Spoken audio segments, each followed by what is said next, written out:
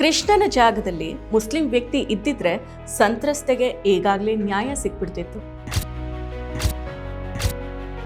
ಹಿಂದುತ್ವದ ನಿಲುವು ಬಟಾ ಬಯಲಾಗಿದೆ.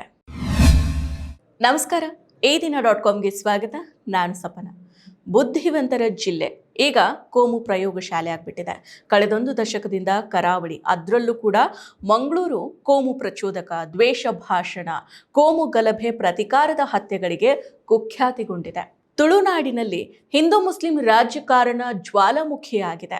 ಹಿಂದೂ ವ್ಯಕ್ತಿ ಮೇಲೆ ಹಲ್ಲೆ ಮಾಡಿದಾತ ಅಥವಾ ಹಿಂದೂ ಮಹಿಳೆ ಮೇಲೆ ತನ್ನ ಕ್ರೂರತ್ವವನ್ನ ಮೆರೆದಾತ ಮುಸ್ಲಿಂ ವ್ಯಕ್ತಿ ಆಗಿದ್ರೆ ಸಾಕು, ಆ ಸ್ಥಳದಲ್ಲಿ ಈ ಬಿಜೆಪಿ ಪಟಾಲಂ ಮೊಕ್ಕಾಮನ್ನ ಹೂಡಿ ದಿನವಿಡೀ ದ್ವೇಷ ಭಾಷಣವನ್ನ ಉಗುಳ್ತಾ ಇದ್ವು. ಅದೇ ಹಿಂದೂ ವ್ಯಕ್ತಿಯಿಂದಾನೇ ಹಿಂದುವಿಗೆ ಸಮಸ್ಯೆ ಆದಾಗ ಬಾಯಿಗೆ ಬೀಗ ಹಾಕೊಂಡು ಕೂತಿದ್ದಾವೆ. ಇದಕ್ಕೆ ಉದಾಹರಣೆ ಅಂದ್ರೆ ಪುತ್ತೂರು ಪ್ರಕರಣ. ಹೌದು, ಪುತ್ತೂರು RSS ಮುಖಂಡ ಮತ್ತು ನಗರ ಪಂಚಾಯಿತಿ ಸದಸ್ಯ ಜಗನ್ನಿವಾಸ್ ರಾವ್ ಅವರ ಪುತ್ರ ಕೃಷ್ಣ ಜಿ ರಾವ್ ಮದುವೆ ಆಗೋದಾಗಿ ನಂಬಿಸಿ ವಿದ್ಯಾರ್ಥಿನಿಯನ್ನ ಗರ್ಭಿಣಿ ಮಾಡಿದ್ದ. ಈಗ ಮಗು ಕೂಡ ಜನಿಸಿ 6 ತಿಂಗಳಾದ್ರೂ ಕೂಡ ಯುವತಿಗೆ ನ್ಯಾಯ ಸಿಕ್ಕಿಲ್ಲ, ಮಗುವಿಗೆ ತಂದೆ ಸಿಕ್ಕಿಲ್ಲ. ಯುವತಿಗೆ ದ್ರೋಹವನ್ನ ಮಾಡಿದಾತ ಜಾಮೀನನ್ನ ಪಡೆದು ಇದೀಗ ಹೊರಗಡೆ ಆರಾಮಾಗಿ ಬಿಡುಗಡೆ ಆಗಿದ್ದಾನೆ. ಆರೋಪಿಗೆ ಶಿಕ್ಷೆ ಆಗಿಲ್ಲ, ನೊಂದ ಸಂತ್ರಸ್ತೆಗೆ ನ್ಯಾಯ ಕೂಡ ಸಿಕ್ಕಿಲ್ಲ, ಮಗುವಿಗೆ ಅಪ್ಪ ಸಿಕ್ಕಿಲ್ಲ. ಒಟ್ನಲ್ಲಿ ಹೇಳ್ಬೇಕಂದ್ರೆ ಇಷ್ಟು ತಿಂಗಳು ಈ ಪ್ರಕರಣ ನಡೆದ್ರೂ ಅಂತ್ಯ ಆಗಿಲ್ಲ. ಅದೇ ಈ ಪ್ರಕರಣದಲ್ಲಿ ಮುಸ್ಲಿಂ ವ್ಯಕ್ತಿ ಆರೋಪಿ ಆಗಿದ್ರೆ ಈ ಪ್ರಕರಣದ ತಿರುವೆ ಬದಲಾಗಿ ಹೋಗ್ತಿತ್ತು. ಶೋಭಾ ಕರಂದ್ಲಾಜೆ, CT ರವಿ, R ಅಶೋಕ್ ಸೇರಿದಂತೆ ಹಲವು ಬಿಜೆಪಿ ಮುಖಂಡರು ಸ್ಥಳದಲ್ಲೇನೆ ಮೊಕ್ಕಾಮನ್ನ ಹೂಡಿ ದ್ವೇಷ ಭಾಷಣವನ್ನ ಎಗ್ಗಿಲ್ಲದೆ ಉಗುಳ್ತಾ ಇದ್ರು. ಆದ್ರೆ ಈಗ ಈ ಪ್ರಕರಣದಲ್ಲಿ ಇವರೆಲ್ಲರೂ ಕೂಡ ಕಂಪ್ಲೀಟ್ ಆಗಿ ಸೈಲೆಂಟ್ ಆಗಿದ್ದಾರೆ. ಕನಿಷ್ಠ ಪಕ್ಷ ಈ ಪ್ರಕರಣದಲ್ಲಿ ಆರೋಪಿ ಮಾಡಿದ್ದು ತಪ್ಪು ಅಂತ ಇವರು ಖಂಡಿಸಿಲ್ಲ. ಸಂತ್ರಸ್ತೆಯ ಪರವಾಗಿ ಒಂದೇ ಒಂದು ಮಾತನ್ನು ಕೂಡ ಇವರು ನುಡಿದಿಲ್ಲ. ಇದು ಬಿಜೆಪಿ ಮತ್ತು ಹಿಂದುತ್ವವಾದಿಗಳ ಅಜೆಂಡಾ ಅನ್ನೋದು ಗೊತ್ತಾಗುತ್ತೆ. DNA ಪರೀಕ್ಷೆಯಲ್ಲಿ ಅಪ್ಪ ಆತನೇ ಅಂತ ದೃಢಪಟ್ಟರೂ ಕೂಡ ನೊಂದ ಯುವತಿ ಜೊತೆಗೆ ಆತನ ಮದುವೆ ಮಾಡಿಸೋ ಕಾರ್ಯ ಕೂಡ ಇನ್ನೂ ನಡೆದಿಲ್ಲ. ಸಂತ್ರಸ್ತೆ ಕುಟುಂಬ ಮದುವೆ ಮಾಡ್ಕೊಳ್ಳಿ ಅಂತ ಆರೋಪಿ ಕುಟುಂಬಸ್ಥರನ್ನ ಕೇಳ್ತಾ ಇದ್ದಾರೆ. ಆತನ ಕುಟುಂಬ ನಿರಾಕರಿಸ್ತಾನೆ ಬಂದಿದೆ. ಸಂತ್ರಸ್ತೆ ಕುಟುಂಬಕ್ಕೆ ಮದುವೆಗೂ ಮುನ್ನ ಮಗು ಆಗಿರೋದು ಒಂದು ಆಘಾತ ಆದ್ರೆ ಪದೇ ಪದೇ ಆತನ ಕುಟುಂಬದಿಂದ ಅವಮಾನವನ್ನ ಅನುಭವಿಸ್ತಾ ಇರೋದು ಮತ್ತೊಂದು ಕಡೆಗೆ. ಆರೋಪಿ ಕೃಷ್ಣನದೇ ತಪ್ಪಿದೆ ಅಂತ ದೃಢ ಆದ್ರೂ ಕೂಡ ಪದೇ ಪದೇ ನೊಂದ ಯುವತಿಯ ಚಾರಿತ್ರ್ಯ ವಧೆಯನ್ನ ಮಾಡಲಾಗ್ತಾ ಇದೆ. ಆಕೆಯ ಜೊತೆಗೆ 7 ವರ್ಷವನ್ನ ಕಳೆದಿದ್ದ ಕೃಷ್ಣ ಆ ಮಗು ನಂದಲ್ಲ, ಆಕೆಗೆ ಹಲವಾರು ಗೆಳೆಯರಿದ್ರು ಅಂತ ಹೇಳಿ ತನ್ನ ನೀಚ ಮನಸ್ಥಿತಿಯನ್ನ ಹೊರ ಹಾಕಿದ್ದಾನೆ. ಈ ಪ್ರಕರಣ ಬೆಳಕಿಗೆ ಬಂದಾಗಿನಿಂದ ಇಲ್ಲಿವರೆಗೂ ಕೂಡ ದಕ್ಷಿಣ ಕನ್ನಡ ಜಿಲ್ಲೆಯ ಹಿಂದೂ ಮುಖಂಡರು ಮೌನವನ್ನ ತಾಳಿದ್ದಾರೆ.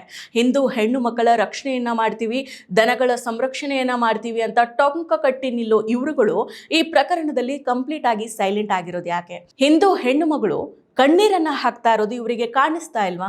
ಯಾವುದಾದ್ರೂ ಪ್ರಕರಣದಲ್ಲಿ ಆರೋಪಿ ಸ್ಥಾನದಲ್ಲಿ ಮುಸ್ಲಿಂ ವ್ಯಕ್ತಿ ಇದ್ರೆ ಕಲ್ಲಡ್ಕ ಪ್ರಭಾಕರ್ ಭಟ್, ಅರುಣ್ ಕುಮಾರ್ ಪುತ್ತಿಲ್, ದಕ್ಷಿಣ ಕನ್ನಡ ಜಿಲ್ಲೆಯ ಬಿಜೆಪಿ ಶಾಸಕರಾದ ಹರೀಶ್ ಪೂಂಜಾ, ವೇದವ್ಯಾಸ ಕಾಮತ್, ಡಾಕ್ಟರ್ ಭರತ್ ಶೆಟ್ಟಿ, ಭಾಗೀರಥಿ ಮುರುಳ್ಯ ಇವರು ಮುಂದೆ ಬಂದು ನಿಂತು ಪ್ರತಿಭಟನೆ ನಡೆಸ್ತಾರೆ.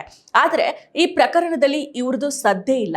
ಅತ್ಯಾಚಾರ, ಕೊಲೆ, ಗಲಭೆಯಲ್ಲಿ ಮುಸ್ಲಿಂ ಆರೋಪಿಗಳಿದ್ರೆ ಮಾತ್ರ ಇಡೀ ರಾಜ್ಯದ ಬಿಜೆಪಿ ನಾಯಕರು ಮಂಗಳೂರಿಗೆ ಬಂದಿಳಿದು ಪ್ರತಿಭಟನೆ ಮಾಡ್ತಾರೆ. ಈ ಪ್ರಕರಣದಲ್ಲೂ ಕೂಡ ಇವರು ಸುಳುವೇ ಇಲ್ಲ. ಇವರಿಂದಾನೇ ಇವರ ನಿಲುವೇನು, ಇವರ ಧ್ಯೇಯ ಏನು, ಇವರ ಆದರ್ಶ ಏನು, ಇವರುಗಳ ಸಿದ್ಧಾಂತ ಏನು ಅನ್ನೋದು ತಿಳಿಬಹುದು. ಆರೋಪಿ ಸ್ಥಾನದಲ್ಲಿ ಮುಸ್ಲಿಂ ವ್ಯಕ್ತಿ ಇದ್ರೆ ಬಾಯಿ ಬಡಿದುಕೊಳ್ಳೋ ಈ ಬಿಜೆಪಿಗರು ಹಿಂದೂಗಳಿಗೆ ಹಿಂದೂಗಳಿಂದಾನೇ ಅನ್ಯಾಯ ಆದಾಗ ಮೌನಕ್ಕೆ ಜಾರ್ತಾರೆ. ಯಾಕೆ? ಇಲ್ಲಿವರೆಗೂ ಕೂಡ ಯಾವೊಬ್ಬ ಬಿಜೆಪಿ ನಾಯಕರು ಸಂತ್ರಸ್ತೆ ಮನೆಗೆ ಹೋಗಿಲ್ಲ, ಅವರಿಗೆ ಒಂದೆರಡು ಸಮಾಧಾನ ಮಾತು ಹೇಳಿಲ್ಲ, ಅವ್ರ ಜೊತೆಗೆ ನಿಲ್ಲೋದಾಗಿ ಒಂದು ಭರವಸೆ ಮಾತನ್ನು ಕೂಡ ಇವರು ನುಡಿದಿಲ್ಲ. ಇಂದಿಗೂ ಕೂಡ ಮಗಳಿಗೆ ನ್ಯಾಯವನ್ನ ಕೊಡಿಸಲೇಬೇಕು ಅಂತ ಹೋರಾಡ್ತಾ ಇರೋ ಸಂತ್ರಸ್ತ ಕುಟುಂಬ ಪ್ರತಿಭಟನೆ ಮಾಡೋದನ್ನ ನಿಲ್ಲಿಸಿಲ್ಲ. ನ್ಯಾಯಕ್ಕಾಗಿ ಅಂಗಲಾಚೋದನ್ನು ಕೂಡ ನಿಲ್ಲಿಸಿಲ್ಲ.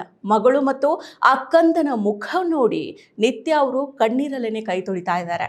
ಮಗು ಜನಿಸಿ 6 ತಿಂಗಳಾದ್ರೂ ಈ ನೀಚ ಮನಸ್ಥಿತಿಯ ಅಪ್ಪ ಆ ಮಗು ನಂದೇ ಅಂತ ಮುಂದೆ ಬಂದು ಒಪ್ಕೊಳ್ಳದೆ ನೊಂದ ಯುವತಿಯ ತೇಜೋವಧೆ ಮಾಡುವಲ್ಲಿ ನಿರತರಾಗಿದ್ದಾರೆ. ಈ ಮಗು ನಮ್ಮ ಮೊಮ್ಮಗು ಅಂತ ಆರೋಪಿ ತಂದೆ ತಾಯಿ ಅಪ್ಪಿಕೊಂಡು ಮುದ್ದಾಡ್ತಾ ಇಲ್ಲ.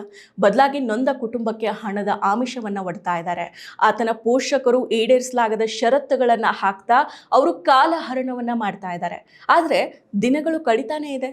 ಮಗು ಹುಟ್ಟಿ 6 ತಿಂಗಳಾದ್ರೂ ಮಗುವಿಗೆ ಹೆಸರಿಟ್ಟಿಲ್ಲ. ಇದೀಗ ಪ್ರತಿಭಟನಾರ್ಥವಾಗಿ ಮಗುವಿಗೆ ನಾಮಕರಣವನ್ನ ಇಡೋದಕ್ಕೆ ರಾಜ್ಯ ಹಿಂದುಳಿದ ವರ್ಗಗಳ ಆಯೋಗ ಮುಂದಾಗಿದೆ.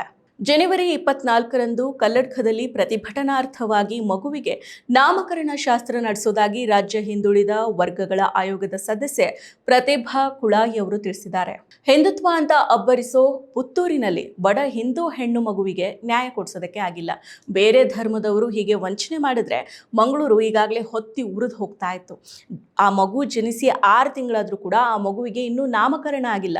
ಇಬ್ಬರ ಜಗಳದಲ್ಲಿ ಕೂಸು ಬಡವಾಯ್ತು ಅನ್ನೋ ಹಾಗೆ ತಂದೆ ಇಲ್ಲದೆ ಮಗು, ಗಂಡನಿಲ್ಲದೆ ನೊಂದ ಯುವತಿ ಪರಿತಪಿಸುವಂತಾಗಿದೆ. ಮತ್ತಷ್ಟು ವಿಶೇಷ ವಿಡಿಯೋಗಳನ್ನು ನೋಡಲು ಮತ್ತು ಹೊಸ ವಿಡಿಯೋಗಳ ಬಗ್ಗೆ ತಿಳಿಯಲು ಈ ದಿನ .com ಯೂಟ್ಯೂಬ್ ಚಾನೆಲ್ ಸಬ್ಸ್ಕ್ರೈಬ್ ಮಾಡಿ ಮತ್ತು ಬೆಲ್ ಐಕಾನ್ ಕ್ಲಿಕ್ ಮಾಡಿ.